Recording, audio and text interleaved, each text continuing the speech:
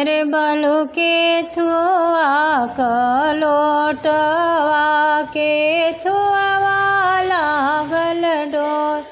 अरे बालू के थुआ कुइया भरेल डभकोर। नैहर वाली हो दुल्हिनी दे सोहाग बाढ़ तोर।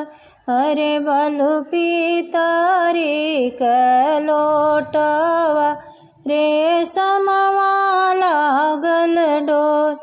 अरे बालू ईटिया के कुइया भरिले डभकोर। बाबा दुलारी हो दुल्हिनी दे सोहाग बाढ़ तोर।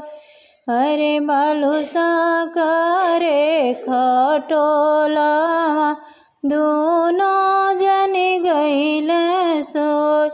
अरे बालू छाती पर के हरवा चोरा ले गइल चोर। भैया दुलारी हो दुल्हिनी दे सोहाग बाढ़ तोर। भैया भैया हो कवन भैया बलैया ले तोर। भैया रतिया के चोरवा पकड़ी देत मोर।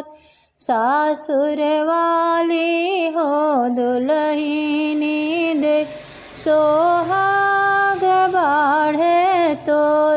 बहिना बहिना हो कवनी बहिना छछनवा करत होर। बहिना रतिया के चोरवा सगे हो बहनो। पिया पियारी हो दुल्हिनी दे सोहा